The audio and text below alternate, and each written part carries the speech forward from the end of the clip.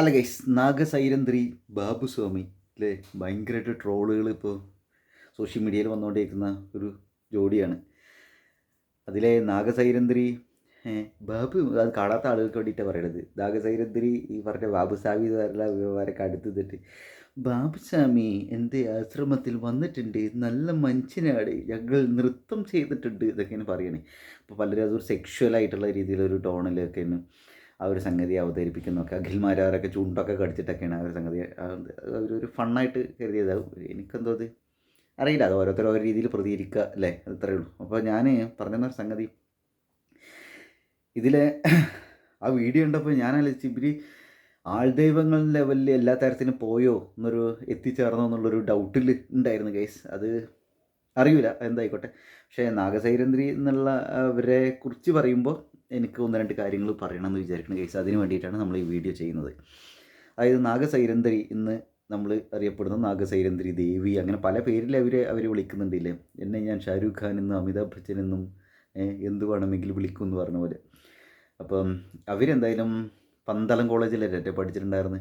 പഠിക്കുന്ന സമയത്ത് നല്ല മിടുക്കായിരുന്നു, ഉഷാറായിരുന്നു. പക്ഷെ അവർ വീട്ടിലെ ദാരിദ്ര്യം കൊണ്ട് ആ നാട്ടിലെ നാറികൾ അവരുടെ ഒരു തരത്തിലുള്ള സപ്പോർട്ടില്ലായ്മ കൊണ്ടും അതേപോലെ അവർക്കെതിരെ അങ്ങനെ നിന്നുകൊണ്ടും ഒക്കെ ആയിട്ട് അവർ പല ജോലികളും ചെയ്യേണ്ടി വന്നു, കൊയ്യാൻ പോകേണ്ടി വന്നു. കൊയ്ത്തുണ്ടല്ലോ, പാടം കൊയ്ത്ത്, അതുപോലെ വേറെ പല മെഴുകുതിരി നിർമ്മാണം അങ്ങനെയുള്ള ഇത് ചെയ്യേണ്ടി വന്നു. അപ്പോൾ അവർക്ക് പിന്നീട് എന്ത് ചെയ്യണമെന്ന് അറിയാണ്ട് ഒരുപാട് നഷ്ടങ്ങൾ അവരുടെ ജീവിതത്തിൽ, വ്യക്തി ജീവിതത്തിൽ സംഭവിച്ചു. അപ്രതീക്ഷിതമായ ഒരുപാട് ദുരന്തങ്ങൾ സംഭവിക്കുകയൊക്കെ ചെയ്തിട്ട് അവസാനം അവർ ആത്മീയതയിൽ അഭയം പ്രാപിച്ചു. അപ്പോൾ അവരങ്ങനെ ഇന്ന് കാണുന്ന നാഗസൈരന്ധ്രി ആയി എന്നുള്ളൊരു സംഗതിയാണ്. സോഷ്യൽ മീഡിയയിൽ നിറഞ്ഞിരിക്കുന്ന വ്യക്തിയാണ് നാഗസൈരന്ധ്രി. ഒരുപാട് പേര് അവരെ ട്രോൾ ചെയ്യുന്നുണ്ടായിരുന്നു. ഇപ്പോൾ 2-3 കൊല്ലം മുമ്പുള്ള അവസ്ഥ എന്തായിരുന്നു ഊഹിക്കാവുന്നേ ഉള്ളൂ. 5 കൊല്ലം മുമ്പൊക്കെ, 5 കൊല്ലം മുമ്പ് ഉണ്ടായിരുന്നു, എന്തായാലും കുറച്ച് വർഷങ്ങൾക്ക് മുമ്പ്. ഇപ്പോൾ നാഗയ്ക്ക് അങ്ങനെ ട്രോളൊന്നും വരുന്നില്ല, കാരണം നാഗേനെ ആളുകൾ ആക്സെപ്റ്റ് ചെയ്ത് തുടങ്ങിയിരുന്നു. അവരുടെ ലൈവിലൊക്കെ എത്ര ആൾക്കാരാണ്. അപ്പോൾ ഞാനിവിടെ പറഞ്ഞു വരുന്നത്, അവരെങ്ങനെയും ജീവിച്ചോട്ടെ. ഞാൻ ഈ ട്രോളിൻ്റെ കാര്യമില്ല പറഞ്ഞ്, മൊത്തത്തിൽ പറഞ്ഞു. ആൾക്കാർ വളരെ ക്രൂരമായിട്ട് സെക്ഷുവലൈസ്ഡ് ആയിട്ട് തെറി വിളിക്കുന്ന രീതിയിൽ കുറേ കമൻറ്റുകൾ ഇടുന്നുണ്ട്. അപ്പോൾ അവരോട് പറയുള്ളത്, എങ്ങനെയും ജീവിച്ചോട്ടെ. ഇപ്പോൾ നിങ്ങൾ ജീവിക്കണ പോലെ അവർ ജീവിക്കണം എന്നില്ലല്ലോ. ഒരാൾക്ക് ഉപദ്രവം ഉണ്ടാക്കുന്ന രീതിയിൽ എന്തെങ്കിലും അവർ ചെയ്തിട്ടുണ്ടോ? ഇവിടെ ആൾക്കാർ ക്രിമിനൽ ഒഫൻസുകൾ ചെയ്ത ആളുകൾ ഇവിടെ ഒരുപാട് ഫാൻസൊക്കെ ആയിട്ട് ഇവിടെ നടക്കണം. അപ്പം ആകെ ഒരു പാവപ്പെട്ട വ്യക്തിയല്ലേ, ഓളെങ്ങനെയെങ്കിലൊക്കെ ജീവിച്ചോട്ടെ. വെറുതെ ഈ തെറി വിളിച്ച് എന്താ ഇതിൻ്റെ കാര്യം? ഇത് ആളുകൾ അവരുടെ ഫ്രസ്ട്രേഷൻ തീർക്കുക എന്നല്ലാണ്ട് പ്രത്യേകിച്ച് കാര്യമൊന്നുമില്ല. ഇതൊരു ഉപദേശമായിട്ടൊന്നുമില്ല, ഒരു നാറി സമൂഹത്തിൻ്റെ ഒരു കാര്യം പരിച്ഛേദം ഒന്ന് ജസ്റ്റ് ഒന്ന് കാണിക്കാൻ ശ്രമിക്കണമെന്ന് മാത്രം. അപ്പോൾ ഇവിടെ പറഞ്ഞു വരുന്നത്, നാഗ സ്വന്തമായിട്ട് ആശ്രമമെന്നോ അല്ലെങ്കിൽ അമൃതാനന്ദമയ്യപ്പോലുള്ള ഒരാളായി തീരുമെന്നോ അതിനുള്ള വിദൂരമല്ല ഗെയ്സ്. ഞാൻ ഇപ്പോൾ അങ്ങനെ ആയിപ്പോയാലും എനിക്കതിലൊരു അത്ഭുതമില്ല, അതിലൊരു തെറ്റായിട്ട് എനിക്ക് തോന്നുന്നില്ല. അവർ ആത്മീയതയിലൂടെ അവർക്ക് ജീവിതത്തിൽ അവർ പഠിച്ച കുറച്ച് കാര്യങ്ങൾ, സംഭവങ്ങളൊക്കെ അവരിങ്ങനെ ഷെയർ ചെയ്യുന്നു. അവർ ഡാൻസ് ചെയ്യുന്നു, അവർ ഭക്ഷണം കഴിക്കുന്നു, അവർ പടം വരയ്ക്കുന്നു, അവർ പുസ്തകങ്ങൾ എഴുതുന്നു, അവരെന്താ സ്വന്തമായിട്ട് ബാങ്ക് ഉണ്ടെന്നുള്ള രീതിയിൽ പറയണമൊക്കെ. ഇത് വേറെ ചെക്കായിട്ട് അത് പറഞ്ഞപ്പോൾ ഇതുമായിട്ട് കൂട്ടി വായിക്കേണ്ട വേറൊരു കാര്യം, ഏതോ ഒരു ചെങ്ങായി എന്താ ശ്രീലങ്കയിലോ വേറെ ഏതോ രാജ്യത്തോ എനിക്ക് സ്വന്തമായിട്ടൊരു രാജ്യമുണ്ട് എന്നൊക്കെ പറഞ്ഞിട്ട്, ഭൂഖണ്ഡമുണ്ട് എന്നൊക്കെ പറഞ്ഞിട്ട് അങ്ങനെ ഒരു ചെങ്ങായി ഉണ്ടാവില്ലേ. ആ രീതിയിലേക്ക് പോകുമെന്നാണ് എനിക്ക് ഡൗട്ട് കേസ്. അറിയില്ല എന്തായാലും. മലയാളികളുടെ ഒരു അവസ്ഥ എന്താ വെച്ചാൽ, ഒരാളെ നന്നാവാൻ സമ്മതിക്കില്ല എന്ന് കരുതി ആൾദൈവമായിട്ട് ആത്മീയതയിലൂടെ നന്നാവുമെന്നല്ല ഞാൻ പറഞ്ഞത്.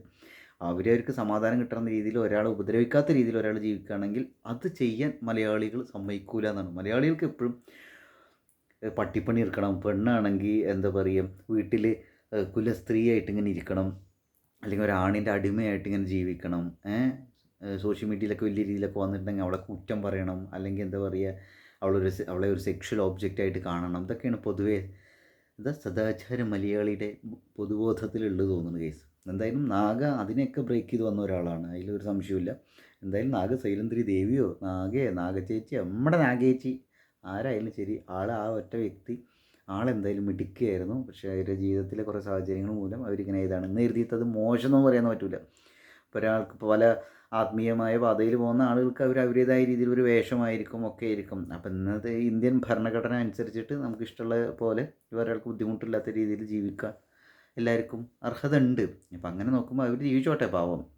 അവർ പലരും പറയുന്നുണ്ട്, അവർ സോഷ്യൽ മീഡിയയിലൂടെ അവരൊന്ന് പിച്ചെടുക്കണോ, അങ്ങനെ ചെയ്യണം ഇങ്ങനെ ചെയ്യണം, ഗൂഗിൾ പേ നമ്പർ കൊടുക്കണം, അതിനെന്താ പ്രശ്നം? നിങ്ങൾക്ക് തൊപ്പിക്ക് പൈസ ഇട്ട് കൊടുക്കണമെങ്കിൽ നിങ്ങൾക്ക് പ്രശ്നമില്ല അല്ലേ? തൊപ്പിയുടെ ലൈവ് കയറിയുണ്ട് അപ്പോൾ നാഗസൈരന്ധ്രി ദേവി ഇങ്ങനെ വെക്കണം കൊണ്ടാ പ്രശ്നമല്ല. ഈ സോഷ്യൽ മീഡിയ ഇങ്ങനെയൊക്കെയാണ് ഗെയ്സ്. അവരെ സപ്പോർട്ട് ചെയ്യുന്ന ആളുകളുണ്ട്. ആരെങ്കിലും സപ്പോർട്ട് ചെയ്യുന്ന ആളുകളുണ്ടെങ്കിൽ അവരങ്ങനെ ജീവിച്ചോട്ടെ. നിങ്ങൾക്ക് താല്പര്യമില്ലെങ്കിൽ കാണണ്ട, പ്രശ്നം തീർന്നില്ലേ? അപ്പോൾ ഞാൻ എന്തായാലും ഈ ഒരു കാര്യത്തിൽ നാഗച്ചേച്ചിയുടെ കൂടെയാണ്. അതായത് അവർ ബാബുസ്വാമി ആശ്രമത്തിൽ വന്നിട്ടുണ്ടെന്ന്, ബാബുസ്വാമിയുടെ കൂടെ നൃത്തം ചെയ്തു എന്ന് അവർ എന്തോ പറഞ്ഞോട്ടെ. അതൊന്നും ഇവിടെ വിഷയമേ അല്ല. ഇവിടെ എന്തൊക്കെ കോപ്രായങ്ങൾ, എന്തൊക്കെ കാര്യങ്ങൾ ആളുകൾ ചെയ്യുന്നു.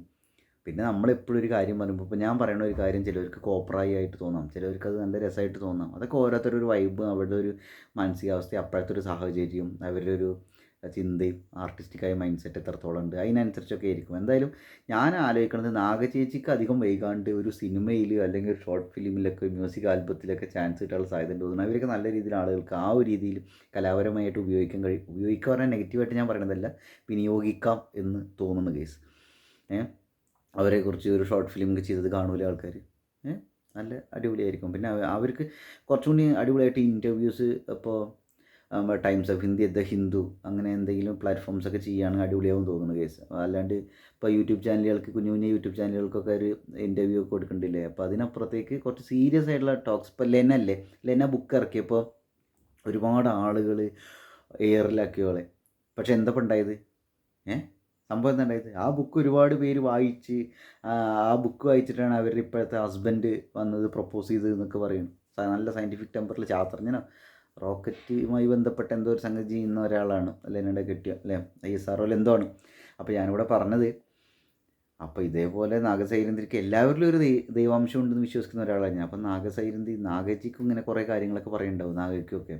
അപ്പോൾ അവരവരുടെ അനുഭവങ്ങളിൽ നിന്നും ചുറ്റുപാടുകളിൽ നിന്നും അവരുടെ നിരീക്ഷണത്തിൽ നിന്നും സങ്കല്പത്തിൽ നിന്നൊക്കെ ഓരോ കാര്യങ്ങൾ പറഞ്ഞത്. അത് ആർക്കെങ്കിലുമൊക്കെ ഗുണം ചെയ്യുന്നുണ്ടാവും. ആർക്കെങ്കിലും ഗുണം കിട്ടുന്നുണ്ട് എന്നുള്ളതുകൊണ്ടാണല്ലോ ഇപ്പോഴും ആളുകൾ അവരെ കൂടെ നിൽക്കുന്നത്, അവരെ സപ്പോർട്ട് ചെയ്യുന്നത്, അവരെ കാണാൻ വരുന്നത്, അല്ലേ? അമൃതാനന്ദമയിനെ ആളുകൾ കാണാൻ വരുന്നത് എന്തുകൊണ്ടാണ്? അവർക്കൊരു സമാധാനം കിട്ടുന്നുണ്ടെന്ന് വിചാരിച്ചിട്ട്. അപ്പോൾ മറ്റേ സലീംകുമാർ പറഞ്ഞില്ലേ, ക്യാൻസർ ബാധിച്ചിരിക്കുന്ന സമയത്ത് ഒരു സപ്പോർട്ടും ഇല്ലാണ്ടിരുന്ന സമയത്ത് അവിടെ പോയിരുന്നു, അപ്പോൾ ഒരു ആശ്വാസം കിട്ടി, കോൺഫിഡൻ്റ് ആയിരുന്നു. അപ്പോൾ ഒരു തരത്തിൽ പറഞ്ഞ ഒരു മോട്ടിവേഷൻ സ്പീക്കറും കൂടിയാണ് ഇങ്ങനെയുള്ള മോട്ടിവേഷൻ, നമുക്ക് സമാധാനം തരിക, ഊർജ്ജം തരികയല്ലേ ചെയ്യണം. അപ്പോൾ ഇതേപോലെ മാതാമൃതാനന്ദമയി ആയിക്കോട്ടെ, നാഗസൈരന്ധ്രി ആയിക്കോട്ടെ, ഒക്കെ ഇങ്ങനെ ഒരു സമാധാനം, മോട്ടിവേഷനും ജീവിതം മുന്നോട്ട് പോകാനുള്ള ഒരു ഊർജ്ജം തരിക, ഞാൻ അങ്ങനെ ഉദ്ദേശിച്ചത്. അല്ലാണ്ട് ഹലോ ഗൈസ് ഒരു മോട്ടിവേഷൻ സ്പീക്കർ ആവുക, അതല്ല ഞാൻ ഉദ്ദേശിച്ചത്. അപ്പോൾ അങ്ങനെ ഒരു ഊർജ്ജം ആളുകൾക്ക് കൊടുക്കുന്നുണ്ട്, കൊടുക്കാൻ പറ്റുക പറഞ്ഞാൽ വലിയ കാര്യമില്ല. അപ്പോൾ അവരിഷ്ടപ്പെടുന്ന ആളുകൾ അവർക്ക് എന്തെങ്കിലും കൊടുക്കുന്നുണ്ടായിരിക്കും. അതൊന്നും ക്വൈറ്റ് നേച്ചറൽ ഗൈസ്. എന്തായാലും നാഗേനെ ഇങ്ങനെ എയറിൽ കയറ്റുന്ന, ട്രോൾ ചെയ്യുന്ന ആളുകൾ ഞാൻ പറയുന്നത്, ഒരു സെക്ഷൽ ഓബ്ജക്റ്റ് എന്ന രീതിയിലൊക്കെ സംസാരിക്കുന്ന ആളുകൾ, അവർ തമ്മിൽ ബാബുസ്വാമി നാഗേജ് തമ്മിൽ എന്തോ ലിങ്കോൾഫ് ഉണ്ട് എന്നുള്ള രീതിയിലൊക്കെ ഒരുപാട് പേര് പോസ്റ്റ് ചെയ്യുന്നത് ഞാൻ കണ്ടു. നാറിത്തരം പറയരുത്. ഇനിയിപ്പോൾ അങ്ങനെ ഉണ്ടെങ്കിൽ നിങ്ങൾക്ക് എന്തോ ഉണ്ടായി വെച്ചറിന് ഇന്ത്യൻ ഭരണഘടന അനുശാസിക്കുന്ന അല്ലെങ്കിൽ കൊടുക്കുന്ന സ്വാതന്ത്ര്യ അവകാശം വെച്ച് അവർക്ക് എന്തും ചെയ്യാം. ഓക്കെ ഗൈസ്, ആദ്യമായിട്ടാണ് ചാനൽ സബ്സ്ക്രൈബ് ചെയ്യാം കേട്ടോ.